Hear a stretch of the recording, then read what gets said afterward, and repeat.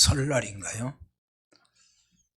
설날 분위기를 느끼시나요?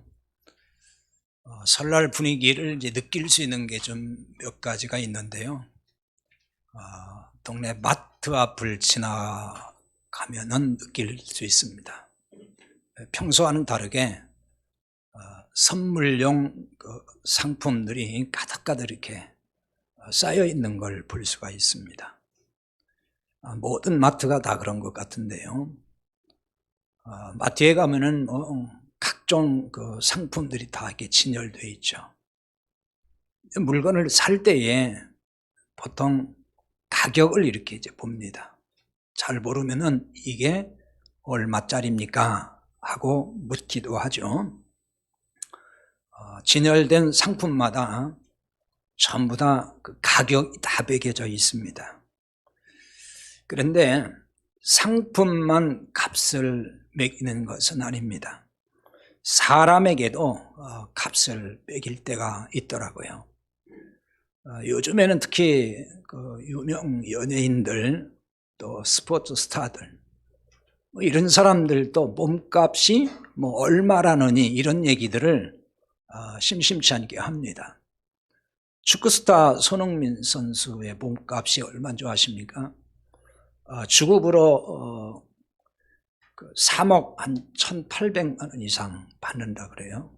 연봉으로 하면은 거의 40억에 가까운 거액의 돈을 받는 사람이에요. 이게 몸값이 비싸다. 이런 얘기를 이제 사람들이 합니다.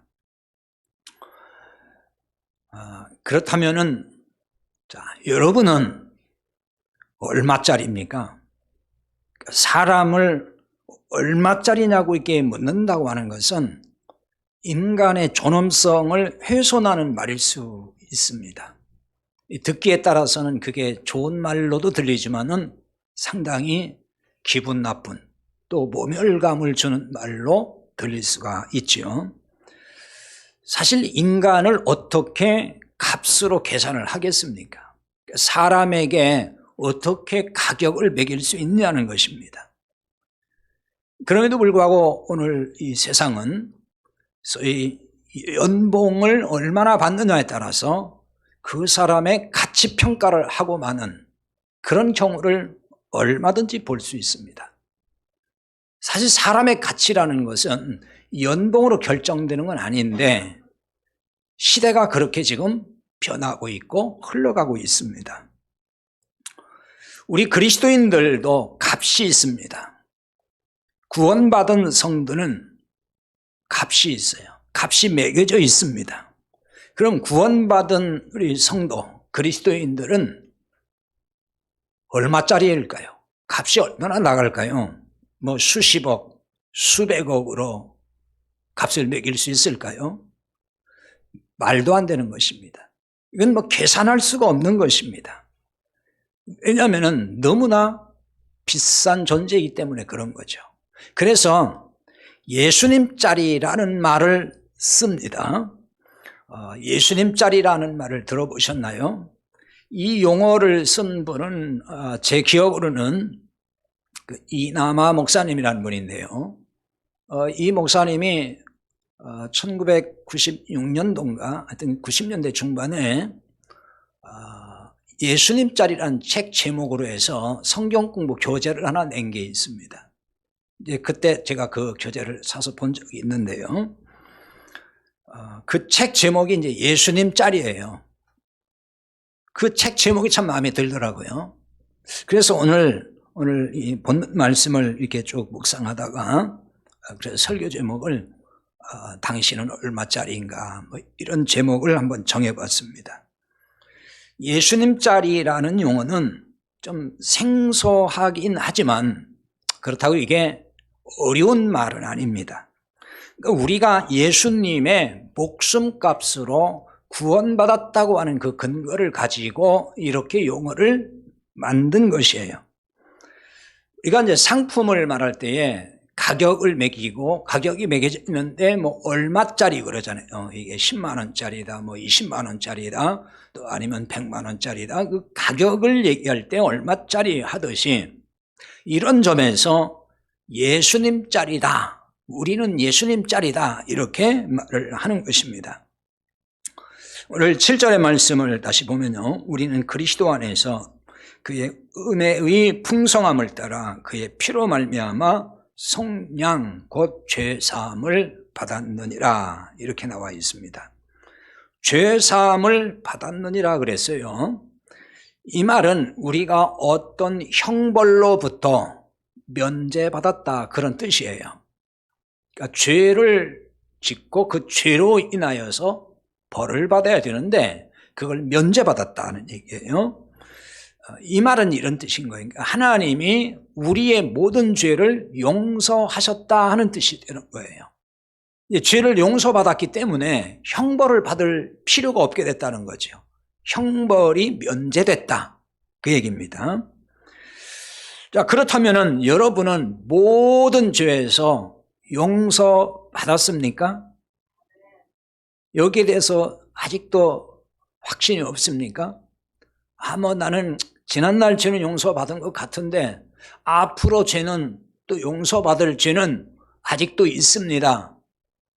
이렇게 생각을 하는 건가요? 자, 구원받은 사람은 모든 죄에서 용서받은 사람이에요. 그게 구원받은 사람이에요. 과거의 죄, 현재의 죄, 미래의 모든 죄 다 해당되는 거예요. 지난날의 죄만 용서하셨다는 게 아니고 모든 죄에서 용서받은 사람이 그게 구원받은 사람이에요. 왜 그러죠? 예수님께서 우리 모든 죄를 다 가져가셨어요. 그게 십자가 사건인 거예요. 지난날 죄만 가져가신 게 아니고 세상 죄를 짊어지셨다 그랬어요.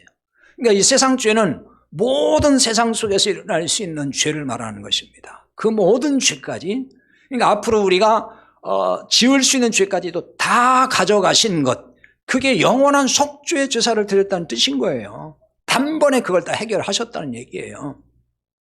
그러니까 우리의 모든 죄는 이미 다 용서받은 거예요. 여러분이 구원받았다면 말입니다. 하나님은 우리의 모든 죄를 용서하시기 위해서 그만한 대가를 지불하셨어요. 그의 피로 말미암아 속량, 곧 죄사함을 받았다 그랬어요. 속량이란 단어가 나왔습니다. 이 속량이란 단어에 그 뜻이 담겨 있어요. 하나님이 대가를 지불했다는 뜻이 여기에 있는 거예요. 왜냐하면 이 속량이란 단어는 몸값이란 뜻이에요. 어떤 값을 지불했다, 몸값을 지불했다 그 뜻이에요. 그의 피로 말미암아 속량하셨다는 말은 영원히 죽을 생명인데 십자가 죽음으로 값을 지불하여 살렸다 이 얘기를 하는 겁니다. 그래서 우리가 살아났다는 것입니다. 예수님의 목숨을 값으로 지불해서 우리를 구원하셨다는 뜻이에요. 이것은 이제 사도행전 20장 28절에서는 하나님이 자기 피로 사신 교회라는 말로 쓰고 있어요. 이 교회라는 말은 우리를 말하는 거예요. 그러니까 자기 피, 하나님의 피로 사셨다. 그러니까 하나님께서 피 흘림을 통해서 값을 지불하시고 우리를 구원하셨다는 것을 이렇게 말씀하는 것입니다.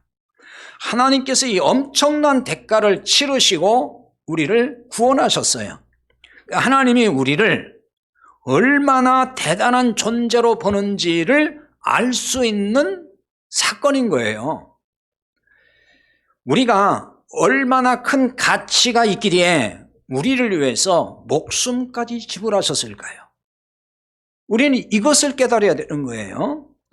사람은 어떤 것을 구입을 해요. 값어치가 나가지 않는 것에는 값을 치르려고 하지 않습니다. 예를 들어서 1,000만 원짜리라고 해요, 사람이. 근데 보니까 이건 1,000만 원은 어림도 없고 이거 무슨 100만 원 가치도 안 나가는 거예요. 그럼 1,000만 원 주고 그거 삽니까? 사지 않잖아요. 1,000만 원의 가치가 있게 보여요. 그 이상의 가치 있는 것으로 보여요. 그러면은 1,000만 원을 선뜻 내놓습니다. 왜? 그 이상의 가치가 있으니까. 10만 원의 가치밖에 안 되는데 1,000만 원을 지불할 사람은 아무도 없습니다. 그러니까 이런 얘기예요. 하나님이 우리를 위해서 목숨값을 지불했다는 것은 우리의 값어치가 그 정도로 크다는 것을 보여주는 거예요. 하나님께서 그것을 우리에게 보여주고 있다는 것입니다. 그러니까 인간은 하찮은 존재가 아니라 주님의 생명을 줄 만큼 그렇게 대단한 존재라는 거예요. 이게 우리 인간이라는 것입니다. 그러니까 구체적으로는 여러분이 바로 그런 존재라는 말이에요. 문제는 우리도 우리의 가치를 그처럼 크게 보는가? 여기에 있는 거예요.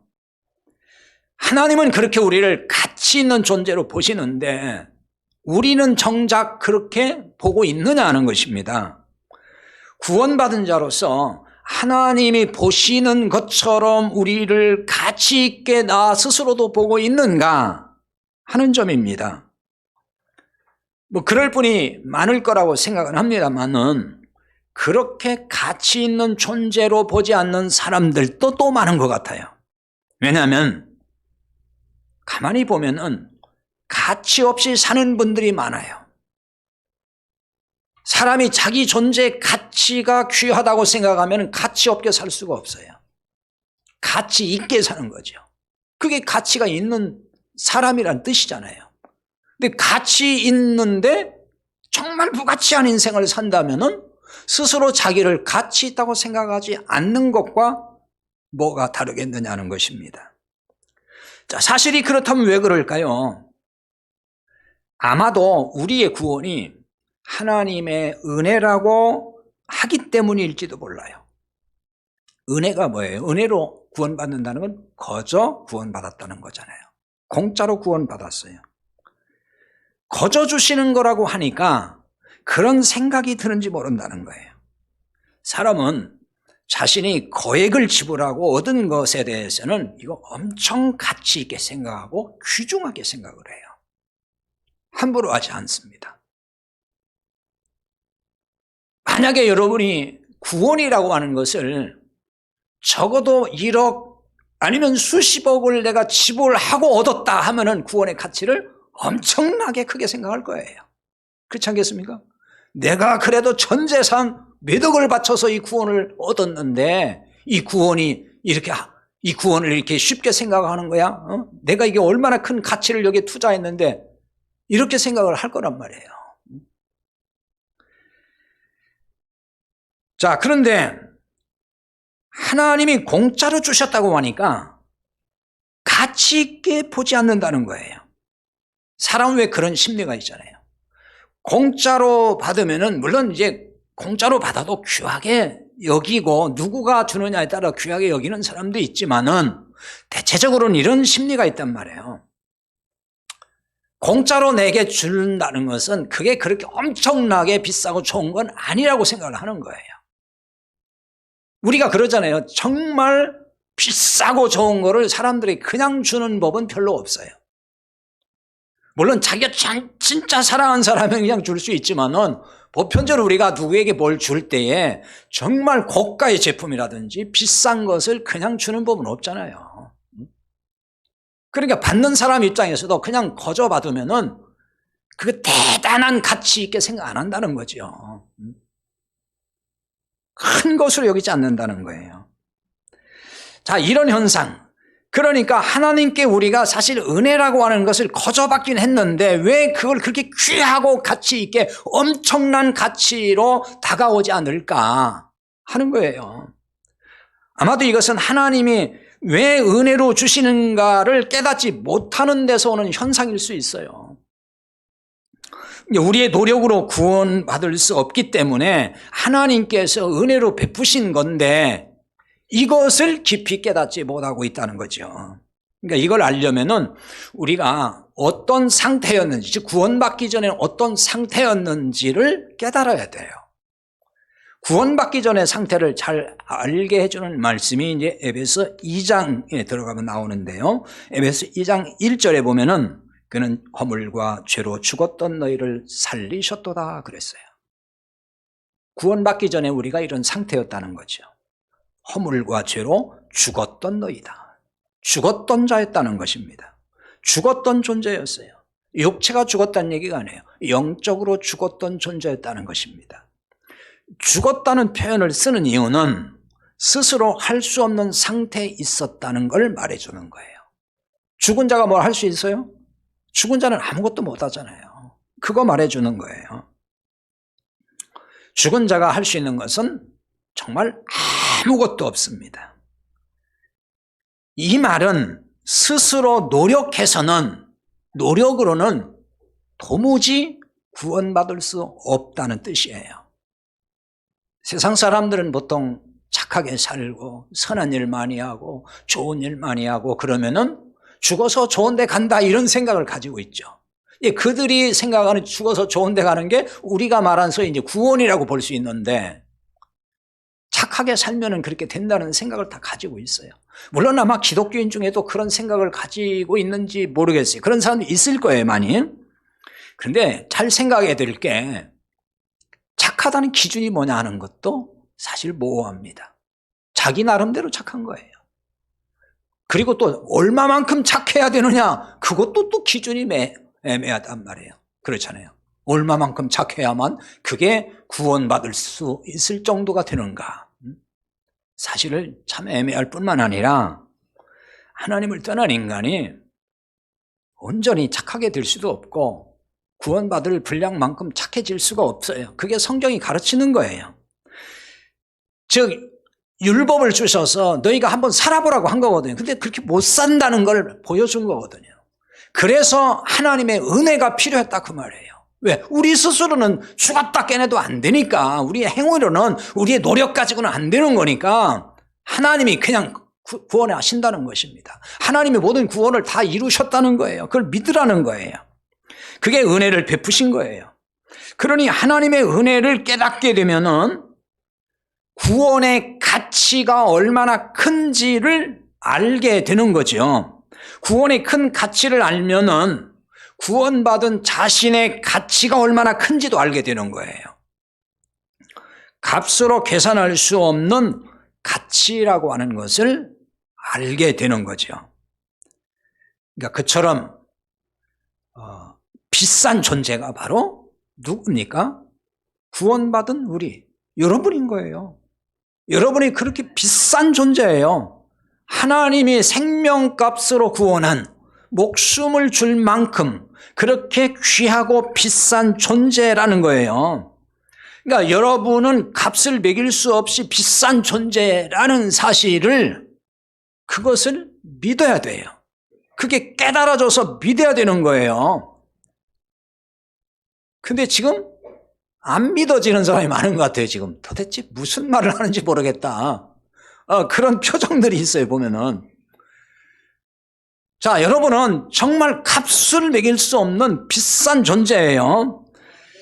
자신이 비싼 존재임을 믿는다면 비싸게 살아야지 않겠습니까? 비싸게 살아야 되죠. 다시 말하면 값어치 있는 삶을 살아야 된다는 거죠. 왜? 내가 값어치가 정말 비싼 존재니까 그렇게 살아야 그 비싼 가치가 그대로 빛나는 거예요.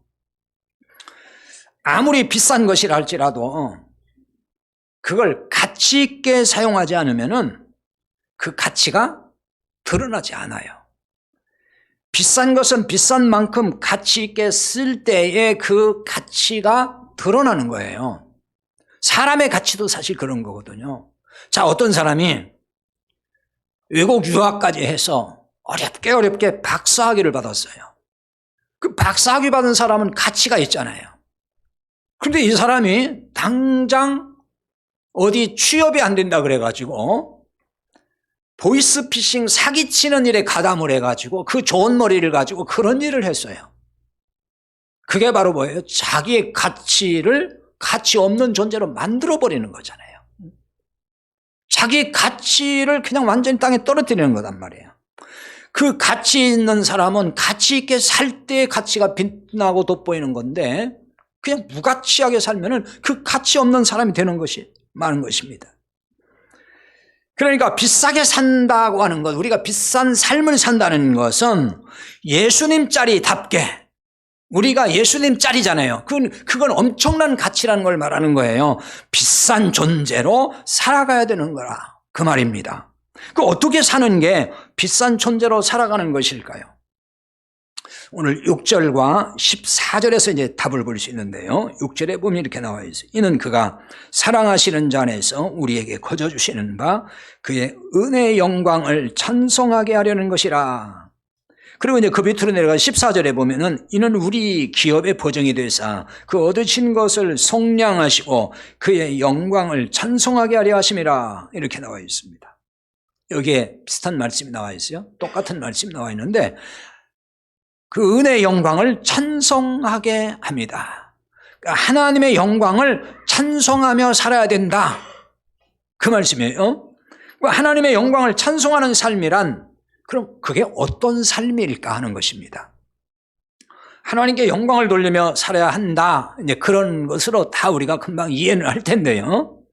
그러니까 찬송을 해야 된다 그러니까 그러면 날마다 하루에 쉬지도 않고 다 입에서 찬송을 부르고 또 찬송가를 틀어놓고 또 흥얼거리고 그렇게 살아야 된다는 말인가? 그걸 말하는 것인가? 아니면 다른 의미가 있는 것인가? 잘 생각을 해야 됩니다. 자, 우리가 늘 찬송가를 부른다고 해서 하나님을 찬송하는 것일까요? 뭐 그럴 수도 있고 또 그게 전혀 아닐 수도 있지만은 그냥 노래로 부르는 사람도 있어요. 이 찬송을 그냥 하나의 노래로서 그냥 부르는 사람도 있단 말이에요. 하나님께 내가 영광을 돌리는 게 아니라 노래가 좋아서 부르는 사람들이 있다 그 말입니다. 즉 하나님과 상관없이 하나님을 사랑하는 마음에 사는 것도 아니에요. 근데 노래가 좋아, 가사가 좋아.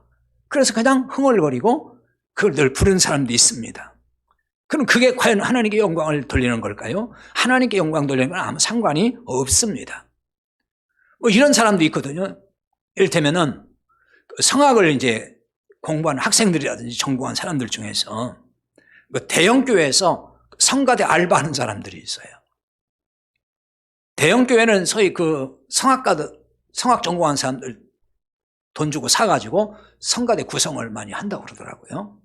그래서 어떤 사람은 어느 대형교회 일부 예배 성가대로 가서 성가대 대원으로 딱 서가지고 한국 쫙 이제 불러요. 그리고 나서 기도할 때 싹 빠져나와가지고 얼른 또 가까운 어느 교회로 가서 그 교회 2부 예배에 참석을 해가지고 또 성가대 자리에 앉아가지고 쫙 또 안 부르고 또 거기서 또 끝나면 얼른 나와가지고 좀 더 떨어진데 또 오후 3부 예배 드리는 교회 가서 또 거기서 서서 성가대에 오르면서 또 찬양을 쫙 한다는 거예요. 그럼 이 사람은 지금 예배에 관심이 있어요? 그냥 노래로서 부르는 거예요. 노래로서. 그럼 그런 사람이 부르는 그 찬양이 과연 하나님께 영광이 되겠느냐 하는 거예요. 그냥 노래만 잘하면은 그게 하나님께 영광을 돌리는 거냐 하는 거예요. 그러니까 교회마다 보면은 성가대에 활동하는 사람 중에 꼭 그런 사람들이 끼어 있습니다. 그냥 노래가 좋아서 하는 거예요. 믿음도 없어요. 뭐 기도하는 것도 아니에요. 그냥 믿음이 있어서 그런 게 아니라 노래하는 게 좋아가지고 거기서 활동하는 사람들이 있단 말이에요, 사실은. 그러니까 이 찬송만 한다고 해서 하나님이 영광 받는 건 아니다는 것입니다. 찬송하는 자체보다도 본질에서 중요한 것이 있습니다. 그것은 하나님이 영광 받으시는 삶을 사는 것입니다. 하나님이 영광 받으시는 삶을 산다면은 이게 바로 하나님을 찬송하는 삶이 되는 거예요. 하나님이 영광 받으시는 삶을 그러면 어떻게 살 수가 있을까요? 오늘 마태복음 5장 16절에서 답을 주는데요. 거기에 이런 말씀이 있습니다. 이같이 너희 빛이 사람 앞에 비치게 하여 그들로 너희 착한 행실을 보고 하늘에 계신 너희 아버지께 영광을 돌리게 하라. 사람에게 빛을 비치게 해서 너희 착한 행실을 보고 하늘에 계신 너희 아버지께, 즉 하나님께 영광을 돌리게 하라. 이렇게 말씀을 합니다. 착한 행실을 보고 그랬죠. 착한 행실은 뭘까요? 이제 글자 그대로 뭐 착한 행위 뭐 그런 겁니다. 그래서 여기 행실, 행위 이 말은 일한다는 겁니다. 어떤 일을 한다는 뜻인데 선한 일을 말합니다. 그런데 이것을 구체적으로 뭐라고 했냐면은 사람 앞에 빛을 비추는 것이라고 했어요. 사람 앞에 빛을 비추는 것, 그것이 착한 행실이라는 거예요. 이게 선한 일이라는 것이죠. 그럼 사람에게 빛을 비춘다는 말이 어떤 뜻일까요? 이 말이 참 중요한 거예요. 빛을 비춘다. 이 빛이 누굴까요? 빛은 예수 그리스도입니다. 요한복음 1장 8절에 보면, 9절에 보면은 예수님이 참 빛이라 이렇게 나와 있고요. 또 8장 12절에서도 보면은 예수님께서 나는 세상의 빛이다 이렇게 말씀을 하셨어요. 그리고 예수님은 또 우리에게도 너희는 세상의 빛이라 그랬습니다. 우리가 빛의 본체가 아닙니다. 빛의 본체는 예수 그리스도입니다. 그래서 우리가 빛이라고 하고 너희가 빛을 비추라고 하는 것은 예수 그리스도의 빛을 받아서 그 빛이 우리 안에 들어와서 우리가 그 빛을 반사하듯이 빛을 비추라는 거예요. 근데 이 말이 무슨 얘기냐면은 빛이신 그리스도를 사람에게 전하라는 거예요. 예수님이 빛이잖아요. 그 빛이 우리에게 들어왔어요. 그 빛 대신 예수 그리스도를 사람들에게 증거하고 알리라는 거예요. 전하라는 것입니다. 세상에 빛을 비춘다는 것을 뭐 도덕적이고 윤리적 차원에서 이해하면은 이걸 잘못 이해한 거예요. 물론 그런 점도 뭐 크게 보면 포함됐다고 할 수 있을 거예요. 그러나 본질은 그 얘기가 아닙니다. 우리가 세상에 빛이 되어야 된다 할 때 우리는 통상 어떻게 이해하고 생각하죠? 세상에서 도덕적으로 깨끗하게 살고 바르게 살고 착한 일을 하고 봉사활동도 많이 하고 많은 사람을 도와주기도 하고 그러면 참 세상에 빛이 된 사람으로 빛된 사람으로 살고 있다라고 생각할 때가 많이 있습니다. 물론 그렇게 사는 것이 뭐 그런 역할을 한다고도 뭐 할 수 있겠지만은 여기서 더 중요한 것은 본질은 그 얘기가 아니고 빛이신 그리스도를 사람들에게 증거하라는 거예요. 그게 빛을 비추는 거예요. 예수님이 빛이니까. 그 얘기하라는 것입니다. 이게 바로 선한 일이라는 겁니다. 착한 일은 그게 진짜 착한 일인 거예요. 왜? 생명의 빛을 넣어서 그리스도를 전해서 그로 하여금 구원받게 하는 거니까 영원히 멸망할 사람이 영원한 생명을 얻어서 살게 하는 거니까 이보다 착한 일이 어디 있냐고요. 그래서 이게 착한 일인 거예요. 복음을 보는 사람에게 그리스도의 복음을 전해서 생명의 빛을 얻게 했습니다. 그러면 생명의 빛을 얻은 사람이 하나님을 찬송하지 않을까요? 하나님께 예배하고 하나님께 영광을 돌릴 거 아닙니까?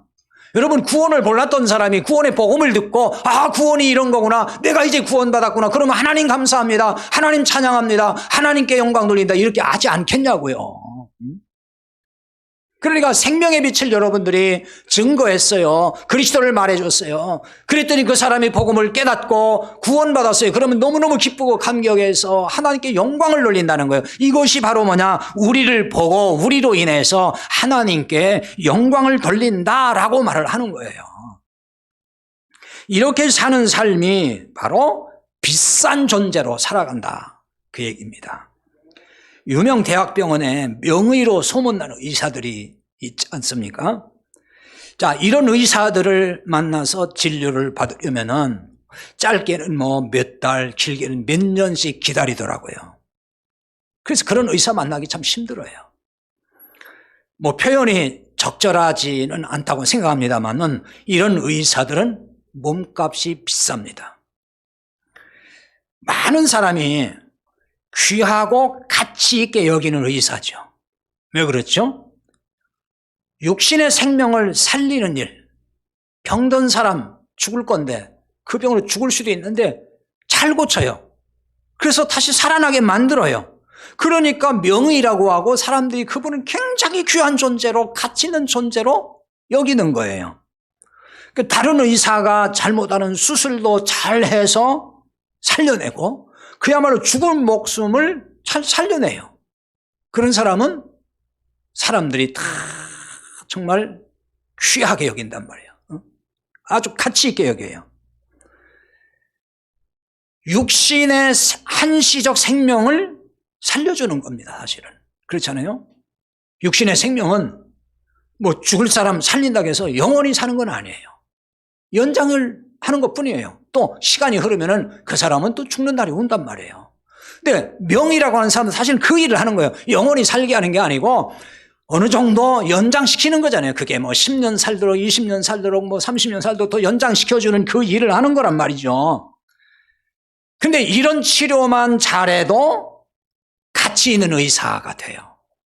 정말 위대한 의사라고 평가를 받아요. 그런데 하물며 영원한 생명을 얻게 하는 이 복음을 전하면, 그래서 영원한 생명을 얻게 해서 영원한 삶을 살게 한다면 이게 얼마나 가치가 있느냐는 거예요. 이것이 비싼 존재로 사는 것이 아니고 뭐겠습니까? 우리의 가치를 높이는 것이 이런 거라는 거죠. 비싼 가치 있는 존재가 그 비싼 가치를 드러내는 것이 바로 이런 거라는 것입니다. 자, 여러분은 이런 점에서 비싼 존재로 살고 있습니까? 이렇게 비싼 존재로 사는 사람은 조심할 게 있습니다. 흠집이 나지 않도록 조심해야 됩니다. 하나님이 우리를 비싼 존재로 만드셨습니다. 근데 그렇게 만드실 때, 그렇게 빚으실 때에 흠이 없게 하셨다는 거예요. 흠 없게 만드셨습니다. 그래서 오늘 4절 중에 보면은 우리로 사랑 안에서 그 앞에 거룩하고 흠이 없게 하시려고. 앞으로 그렇게 한다는 뜻이 아니에요. 이게 번역상 참 애매한데요. 이 말의 원래 뜻은 하나님 앞에서 거룩하고 흠이 없는 사람이 되게 하셨다는 거예요. 이미 그렇게 만드셨다 그 얘기입니다.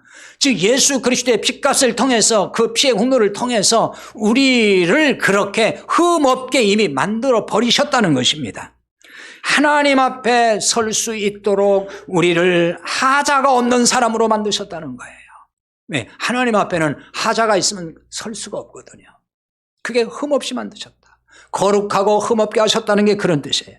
그래서 하나님은 구원받은 자를 더는 이제 정죄하지 않으신다는 거예요.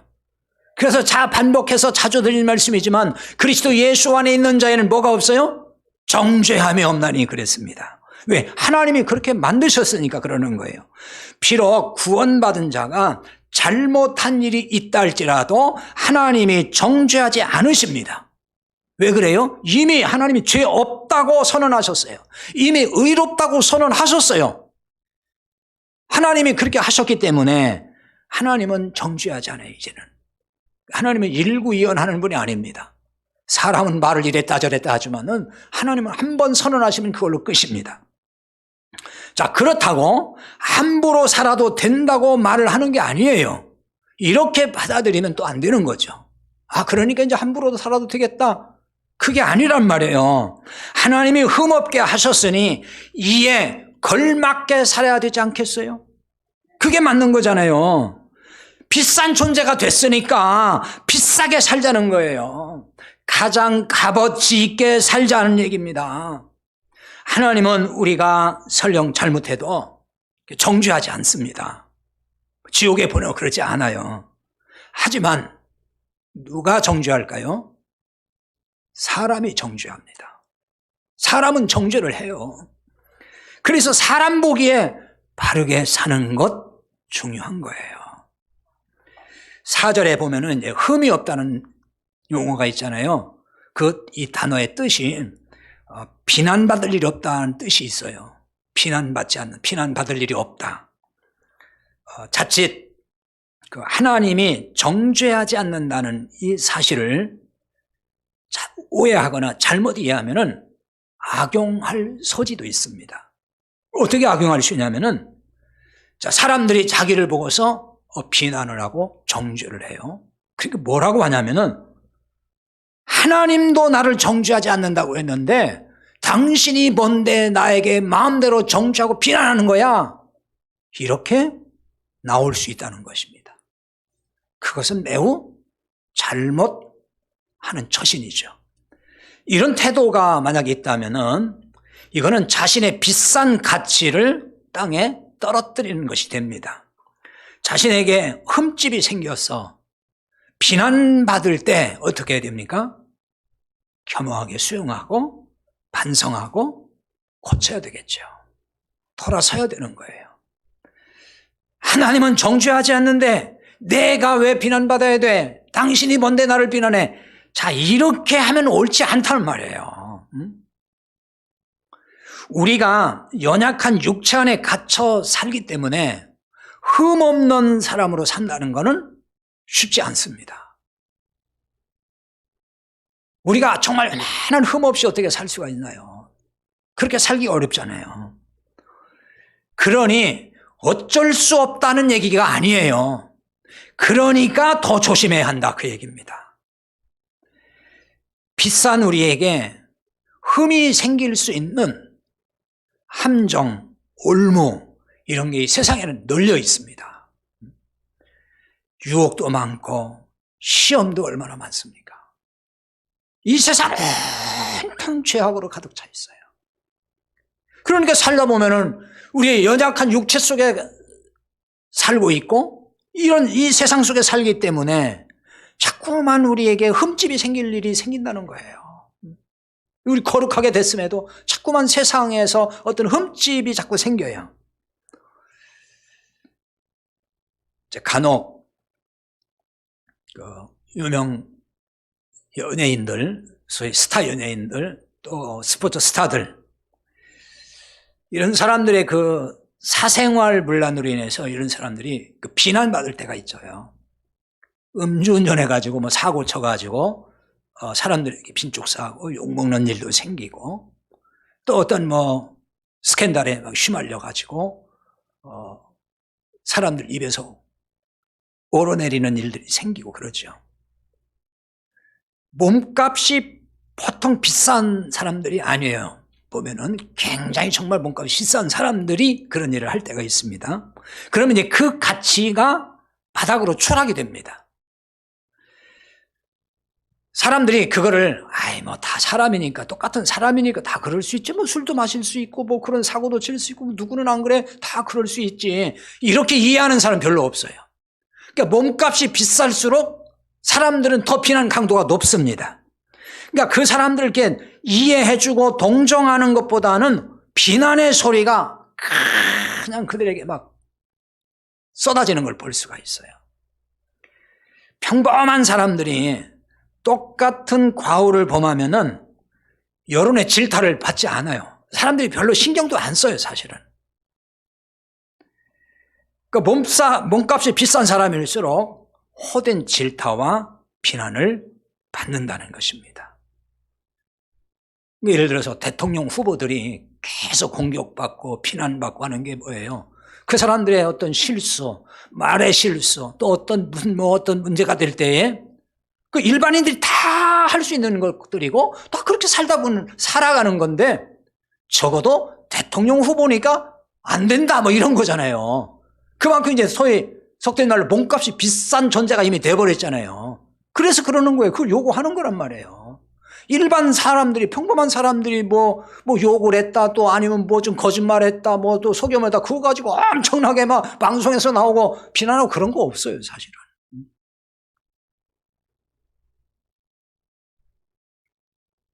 이런 점에서 예수님 짤이라고 하는 비싼 존재로 사는 우리 그리스도인들의 삶이 참 중요하다는 것입니다. 우리는 주님의 생명값으로 구원받았습니다. 생명값으로 거룩하고 흠없게 하나님이 우리를 그렇게 만드셨습니다. 하나님은 이 비싼 가치를 변함없이 인정해 주세요. 우리가 여전히 실수를 해도, 잘못을 해도 인정해 주십니다. 그러나 사람은 다릅니다. 아까도 말씀드렸지, 사람은 그렇지 않아요. 약간의 흠집만 생겨도 사람들은 그걸 가지고 비난하고 맹렬하게 쏟아부을 때가 많습니다. 세상 사람은 교회의 작은 문제만 봐도 신랄하게 비난을 퍼붓지 않습니까? 사실 교회 안에서 벌어진 일도 세상에서는 얼마든지 있고 세상은 오히려 더 나쁜 일들이 많이 생겨요. 근데 교회에서 조그만 어떤 문제만 생겨도 많은 사람들이 비난하고 또 비판하는 것, 그만큼 그것은 우리 교회라는 존재가 또 그리스도인들의 존재의 가치가 크다는 것을 역설적으로 보여주는 거예요. 원래 교회라는 건 별것도 아닌 것들이고 뭐 거기 나온 다니는 사람 아무것도 아닌 사람들이야. 그렇게 다 처음부터 인식했다면은 교회에 대한 기대가 없잖아요. 그러니까 뭐 문제가 생기고 잘못해도 신경 안 쓸 거예요. 뭐 원래 그런 사람들이니까. 그런데 세상은 그래도 교회에 대한 기대가 있단 말이에요. 가치 있게 보고 있단 말입니다. 그러니까 문제가 생기면은 비난도 비판도 하는 것입니다. 그러니 흠결이 생기지 않도록 조심해야 되는 것은 우리의 역할이고 우리가 해야 될 책무라는 거죠, 사실은. 그래서 주변 사람이 우리가 누군가 하는 것을 다 알고 있기 때문에 조심스럽게 살아야 돼요. 말과 행동을 조심해야 된다는 것입니다. 여러분 주변의 사람들이 여러분에 대해서 모를 것 같지만은 굉장히 잘 알고 있다는 것을 명심할 필요가 있어요. 이웃 사람들, 여러분의 주변에 아름아름 이렇게 좀 아는 사람들이 여러분들이 기독교인이다, 교회 나간다, 저분은 교회 집사야, 저분은 권사야, 장로야, 목사야 이런 거 주변 사람 모를 것 같아도요 아는 경우가 참 많아요.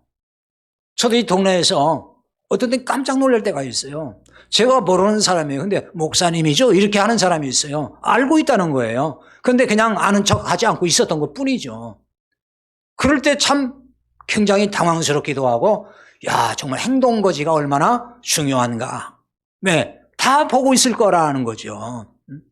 그래서 우리의 어떤 그 가치 있는 존재로서 어떻게 살아야 되는가 하는 것은 너무너무 중요하다는 것입니다.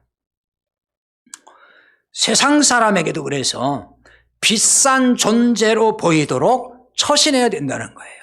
세상 사람이 볼 때에도 참 저 사람들은 값어치 있는 인생을 살고 있고 내가 봐도 참 가치 있는 사람이다.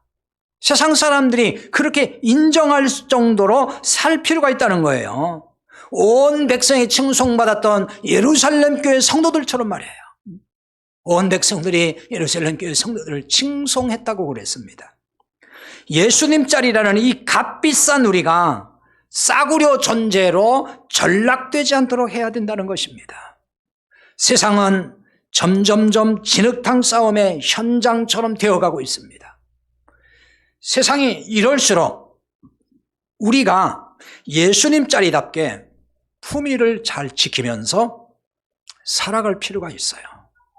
우리도 그 진흙탕 속에 들어가서 세상 사람들과 막 싸움질하고 같이 욕하고 같이 거짓말하고 그 돈 몇 푼 때문에 멱살 잡고, 여러분 이거는 싸구려 존재라는 걸 그냥 드러내는 거예요. 나는 싸구려 인생이다. 가치 있는 사람들은 품위를 지킵니다. 이게 우리 그리스도인들의 삶이잖아요. 품위 있게 살아야 됩니다. 그래서 우리로 인해서 하나님께 영광과 찬송이 되게 해야 됩니다. 고린도전서 6장 20절에 말씀합니다. 값으로 산 것이 되었으니 그런즉 너희 몸으로 하나님께 영광을 돌리라, 이렇게 말씀을 해요. 값으로 산 것이 됐다. 주님의 목숨값으로 너희를 샀다.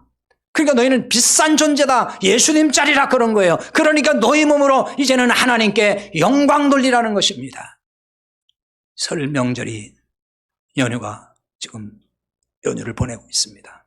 가정에서 가족들, 형제들, 친지들 만나고 할 때에 여러분이 비싼 존재로서 빛을 발하고 하나님께 영광을 돌릴 수 있는 그런 명절 기간이 될 수 있기를 바랍니다. 기도합시다. 오늘 말씀을 붙들고 함께